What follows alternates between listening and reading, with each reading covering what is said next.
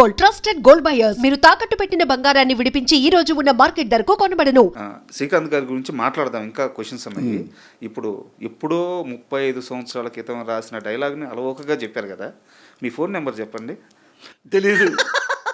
అదేది నా సీన్ అది. అందరూ ఏందని చెప్పంటావు, దీనికి కథ ఉంది. 2000 ఎప్పుడు కొన్నారు సార్ ఫోన్? నోకియా. ఇప్పుడు లేదనుకుంటా అసలు ఆ ఫోను. నోకియా పుట్టినప్పుడు తీసుకున్నా. నాకు ల్యాండ్ అంటే ఇష్టం, నాకు ల్యాండ్ ఫోన్ అంటే సింపుల్గా ఉండాలి అని. ఇది మామూలు ఫోన్స్ ఉంటారు, యాపిల్ ఫోన్ అయ్యి ఉంటారు కదా, అవి కొనటం ఈజీ, అప్పుడే కొంటా. మా అబ్బాయిలు కొనుక్కున్నారు. నాకు తెలీదు, నాకు ఇంతవరకు వాట్సాప్ అంటే తెలియదు సార్. అన్నీ తెలిసే నేను సడన్గా ఫోన్ నెంబర్ చెప్పమని అడిగాను. పోసాని కృష్ణమూర్తికి ఫోన్ నెంబర్ తెలియదు, అకౌంట్లో ఎన్ని డబ్బులు ఉన్నాయో తెలియదు, ఎంత ఆస్తుందో తెలియదు. ఈరోజు ఇంట్లో ఏం కూర వండుతారో, ఏం చేస్తారో, ఇంటి కరెంటు బిల్లు, ఇంటి ఖర్చులు, అవసరాలు, ఎక్కడి నుంచి డబ్బులు వస్తున్నాయి, ఎటు పోతున్నాయి, ఏమీ తెలియదు. అంతే కదా? ఏమి అసలు నేను పట్టించుకోను. ఇంతవరకు వచ్చాము, ఏముందో ఆస్తులు మొత్తం అన్నీ కలిపి నా వైఫ్కి రాసిచ్చా. సార్ అది కూడా క్వశ్చన్ ఉంది సార్. యాక్చువల్గా ఎలాగో ప్రస్తావించారు కాబట్టి అడుగుతాను. ఇప్పుడున్న పరిస్థితుల్లో నిజానికి నేను చాలా ఓపెన్గా చెప్తున్నాను, లక్షలు సంపాదించే దగ్గర నుంచి రోజుకి 1000 రూపాయలు, 500, 800 కూలీ తెచ్చుకునేవాడు దాకా, ఎవరైనా సరే ఉద్యోగి దాకా, ఎవరు కూడా ఈ రోజున్న పరిస్థితుల్లో భార్య మీద ఆస్తులు పెట్టడానికి సాహసించట్లేదు. లేదు.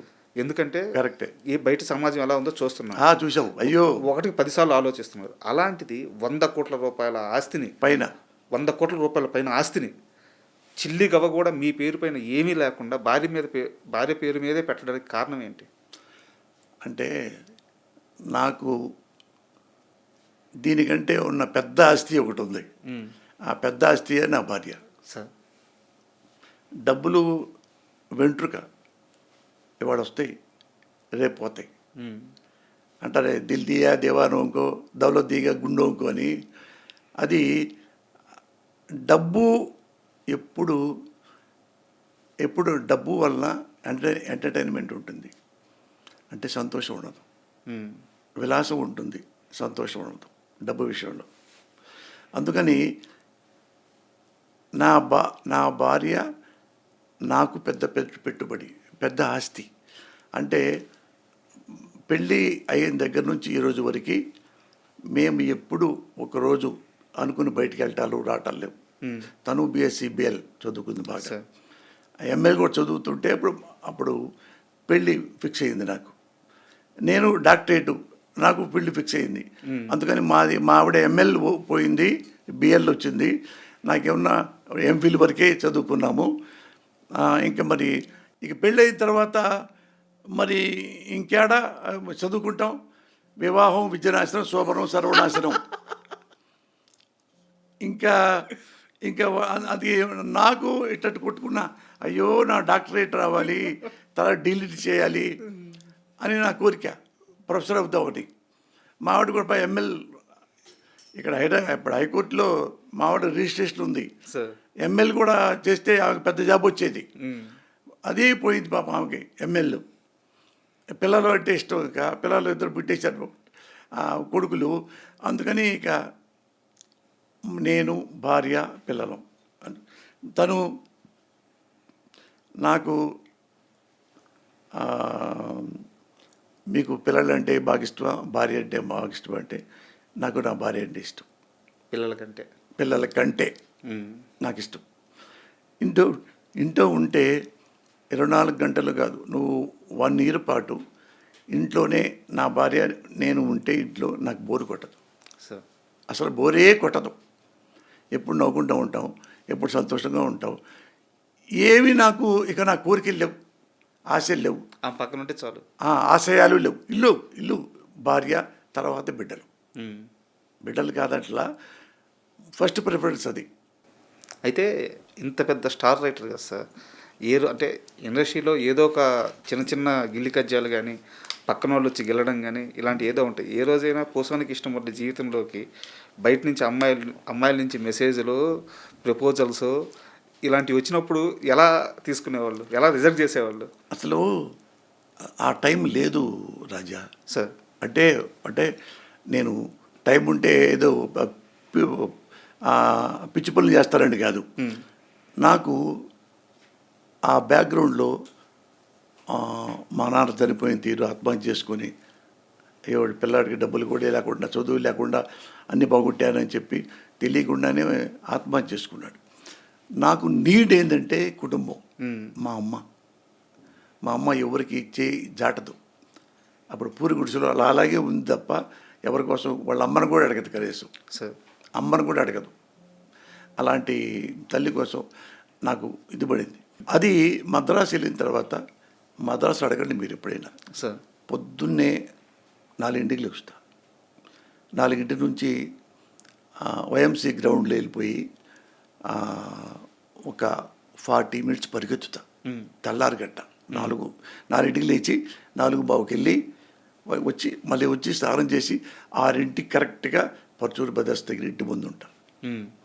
అక్కడ నుంచి మళ్ళీ నేను నిద్రపోవాలంటే కనెక్ట్ 12:30కో 1 గంటకో అప్పుడు పడుకోవాల్సి వస్తుంది. ఇక నాకు ఎవరు చూడాలి, నిద్రే సరిగ్గా లేదు. అది అట్టా సేమ్ అట్ట కాకుండా ఫస్ట్ ఫిల్మే సూపర్ హిట్ అయిపోయింది పోలీస్ బ్రదర్స్. అక్కడ నుంచి 10 ఏళ్ల పాటు ఒక్కరోజు కూడా టైం లేకుండా 100 సినిమాలు చేస్తాను. అది నేను రాసి ఇప్పుడు ఏ రంభా ఉర్వశి అదే తొక్కడానా ఏమీ నాకు అట్లాంటివి ఏమి లేవు, రాలా. అంటే మాకు డబ్బు కావాలి, వచ్చిన బ్యాక్గ్రౌండ్ కష్టాలు కావాలి, చూసిన మా అమ్మకి ఏమైనా చేయాలి, నేనేం చేయాలి అంటే ఒక మా నాగార్జున యూనివర్సిటీలో హెడ్ ఆఫ్ ద డిపార్ట్మెంట్ ఉంది, తమ్మారెడ్డి నిర్మలా మేడం అని. ఆమెకు నేనంటే ఇష్టం. ఏది మంచివాడు పోసారి కృష్ణమురళి, పాపం పిల్లవాడు బాగా చదువుకోవాలి అనుకుంటూ ఉండేదంట. అప్పుడు నాకు ఫస్ట్ ఫిల్మ్లో పెద్ద హిట్ అయిపోయి అందరు పేపర్లు గొప్పగా రాశారు. ఈయన మొత్తం ఆ పేజీ పో పేజీ అంటే ఆమె ఇప్పుడు సెటిల్ అయిపోయాడు కావాలా, అయిపోయింది అని ఏమంటే అన్నపూర్ణ స్టూడియోకి ఫోన్ చేసింది. ఆమెకే వచ్చారో నాకు తెలియదు. నేను అప్పటికే ఒక్క సినిమా అవ్వగానే 14-15 సినిమాలు చేతుల నిండా ఉన్నాయి, ఏం చేయాలి తెలియట్లా. అయినా రాత టక రాసుకుంటే వెళ్ళిపోతా, ఈజీ కొట్టేస్తా ఒక సినిమాని. ఎప్పటికీ అమ్మో ఇన్నుండే ఎట్ట లేదు, ఎన్ని వస్తే అని చేస్తా. ఇంకా గట్టిగా చెప్పదలుచుకుంటే 1 డే సినిమా మొత్తం రాస్తా. 1 డే సినిమా మొత్తం రాస్తా. అంత కెపాసిటీ రైటింగ్లో ఉంది. అది వెళ్ళిపోతా. రాము గారే నన్ను అడుగుతా, రాము నన్నే చెప్పింది రికమెండేషన్ అందరికీ, పోసాని కృష్ణమురళి అతను చాలా బాగా రాస్తాడు, అతను పెట్టుకోండి అనేవాడు ఆర్జీవి గారు. ఎందుకంటే నేను బాయ్గా ఉన్నప్పుడే శివ సినిమా పెద్ద హిట్ అయిన తర్వాత రెండో సినిమాకి రామ్ గోపాల్ ఎంత ఫైరు కనపడ్డ ఎవరు అపాయింట్మెంట్ కూడా ఇవ్వడు. ఎవరో చెప్పారట, రామానాయుడు గారు రెండో సినిమా చేస్తున్నావు కదా రామ్ గోపాల్ వర్మ శివ తర్వాత, నీకు కొత్తగా కావాలంటే నా రైటర్స్ అంటే పచ్చోళ్ళ కుర్రోడున్నాడు, ఒకడు చదువుకుంటున్నాడు డాక్టరేటు, వాడు నీతులు రాస్తాడు, బూతులు రాస్తాడు, ఏమైనా రాయగలడం. అది పెట్టుకుంటే అవునా చదువు డాక్టరేట్ చేస్తాడా, అవునంటే అతను పిలిపించాడు సార్ అన్నాడు. పిలిపించడానికి ఎవరెవరు ఉన్నారు, మనీ డైరెక్టర్ నాగేశ్వరరావు, తేజ కెమెరామెన్, వాళ్ళిద్దరు మద్రాసు తిరుగుతున్నారు మీకోసం. నాకేం తెలుస్తుంది, నేను బాయ్ని ఎక్కడో చిన్న చక్రవర్తి మెస్లో తిని ఆ పక్కెళ్ళి ఈ పక్కెళ్ళి ఆ పాలు ఈ పాలు, ఆ కూరగాయలు ఆ కూరగాయలు, ఈ రాయటాలు అన్ని రకాలు ఉండేవి. గురువు గారి ఇంట్లో సపర్యలు కూడా చేసేవాళ్ళు. అవే సంబరాలు రాంబాబు అనుకోండి. అట్లా రెండు మూడు తెలియలా. ఎప్పుడో ఒకసారి వస్తుంటే ఎదురుపడ్డారు. ఏమయ్యా నువ్వు ఎక్కడున్నావు ఏంటంటే, అన్నది వస్తున్నారు అంటే, ఎవరండి మీరంటే, నేను రామ్ గోపాల్ తెలుసు అంటే, తెలుసు శివ డైరెక్టర్ కదా అన్న.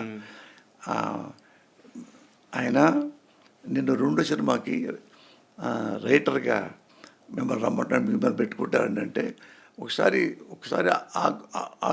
లోపల సంతోషపడ్డాను. అది నేను చదువుకుంటున్నానండి పర్చోళ్ళ దగ్గర. చదువుకోవటం ఏంటయ్యా, ఆయన చెప్తే నువ్వు వెంబడే రైటర్ అయిపోతావు, నువ్వు రా అంటాడు. అంటే ఆయన చెప్పారు కదా నేను వెళ్తాలేండి అండి. ఎప్పుడు పలానప్పుడు రారా. అక్కడే మద్రాసులోనే అన్నపూర్ణ ఆఫీస్ ఉంది, అన్నపూర్ణ స్టూడియో వాళ్ళది. అక్కడ ఉంటాడు 9:30 10 అంటే నేను పొద్దున్నే మన అక్కడ అగస్త్యార్ కోయిల్ అని ఉంటుంది, ఆ గుడికి దండం పెట్టి వెళ్తా. ఆ దండం పెట్టుకొని పొద్దున్నే స్నానం చేసి వెళ్తా కదా. వెళ్ళి ఆయన దగ్గరికి వెళ్తే ఇటు కూర్చొని చెప్పి నమస్కారం సార్ అంటే, మీరే పోస్తాను కృష్ణమురళి అంటే కూర్చోడండి అన్నాడు. మీ గురించి చెప్పారు, రామానాయుడు గారు, సురేష్ బాబు వీళ్ళందరూ చెప్పారు మీరు బాగా చేస్తారంట. అదే లేదు అసిస్టెంట్గా ఉన్నాను సార్ అన్న. అదే మనం సినిమా చేద్దాం మురళి గారు అన్నాడు. అంటే నేను సినిమా చేయరని చెప్పడానికి వచ్చాను సార్ అన్న. అదేంటిది అన్నాడు. అంటే నేను చదువుకుంటున్నాను సార్, యూనివర్సిటీలో డాక్టరేట్ చేస్తున్నాను, వాళ్ళ దగ్గర అసిస్టెంట్ పని చేస్తున్నాను. I need let me take some time sir, I need some more experience from pursuit methods, అందుకని ఏమంతు క్షమించండి సార్ అన్న. భలే కూర్చోమరండి అన్నాడు. కూర్చోబెట్టు అంటే స్క్రీన్ ప్లే గురించి ఇంకోటి 2-3 అడిగాడు. అడిగితే చెప్పే నాకు తెలిసి బాగుంది మురళి, నువ్వు ఇప్పుడు చెప్పావు కాబట్టి సరే వెళ్ళు, నువ్వు ఎప్పుడు సినిమా చేయదలుచుకుంటే నా దగ్గరికి రా, మనం కలిపి చేద్దాం. బా ఇదంతా ఇంత బిజీగా ఉన్నారు కాబట్టి లైఫ్లోకి పక్క నుంచి అమ్మాయిలు రాలేదు, అది కాదు ఛాన్స్ లేదు, ఛాన్స్ గోల్ లేదు. అయితే ఇందాక మనం మాట్లాడుతూ ఒకటి మిస్ అయిపోయింది. యూనివర్సిటీ నుంచి ఒక ఫోన్ వచ్చింది, తర్వాత ఏం జరిగిందో చెప్పలేదు. ఈ టైంలో వాళ్ళు మన ఇది ఆపరేటర్ వచ్చి చెప్పాడు, సార్ ఎవరు నిర్మలా మేడం అంట, Tammareddy Nirmala madam assistant professor అంటే యూనివర్సిటీ, ఫోన్ చేస్తున్నారు మీరు రమ్మన్నారు సార్ అంటే నేను షాక్ అయిపోయా. మేడం గారు నాకు ఇప్పుడు ఎందుకు చేస్తున్నారు అనుకున్నా. మళ్ళీ ఆపరేటర్ దగ్గరికి వెళ్తే మళ్ళీ వచ్చింది, మేడం నమస్కారం అంటే, కృష్ణమురళి బాగున్నా అంటే, లేదు ముఖ్య విషయం చెప్తున్నాను, నేను నీకు ఒక అమ్మాయిని చూసా, ఒక అమ్మాయి నేను చూశాను, వాళ్ళ ఇంటికి వెళ్ళి ఆమె చదువుకుంది BSc BL, మంచి అమ్మాయి నాకు నేను సర్టిఫై చేస్తున్నా, నువ్వు ఆ అమ్మాయిని చూసుకో, నీకు సూటబుల్ అట్ట చెప్పేస్తుంది గబగబా. తమ్మారెడ్డి భరద్వాజ గారు కజిన్ సిస్టర్. ఓకే అవును, తమ్మారెడ్డి ఆమె. అయితే నేను ఆ టైం కూడా లేదు, అలాగే అయితే మేడం అలాగే మేడం అన్న, మరి నువ్వు ఎప్పుడు చూస్తావు అంటే మీ ఇష్టం మేడం అన్న. ఆయన ప్రొఫెసర్ కదా, అప్పట్లో మాట్లాడలేను, అట్లా మాట్లాడేవాడిని కాదు. ఆయన వాళ్ళంటే నేనంటే ఇష్టం, తల్లితో సమానం ఆమె. అయితే మీరు ఎప్పుడప్పుడు మేడం అన్న చెప్పుకోవడానికి అంటే, మరి రేపు ఎల్లుండురా అక్కడ చెప్పేస్తాను. అదే సార్ అదే మేడం అన్న.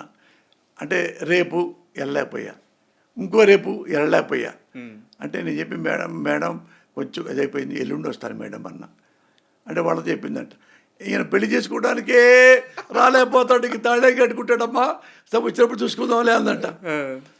అంటే అది నాకు చెప్పింది మేడము.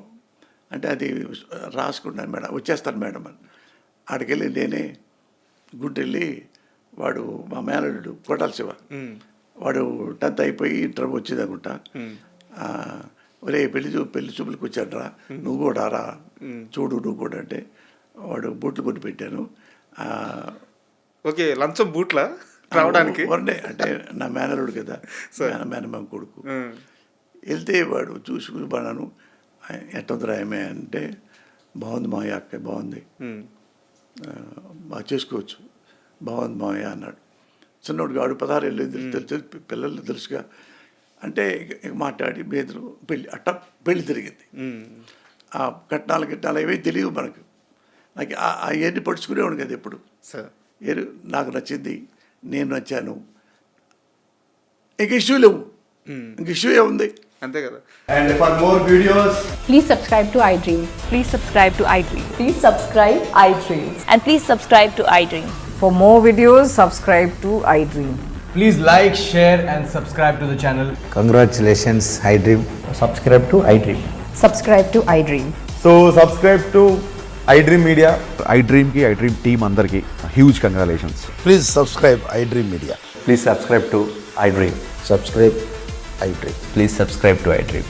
iDream అంటే నా కళల ఛానల్ సబ్స్క్రైబ్ చేసుకున్న నోరు తిరుగుతలేదు, మీరైతే గంట గుర్తు కొట్టండి. For more such videos, please subscribe to iDream.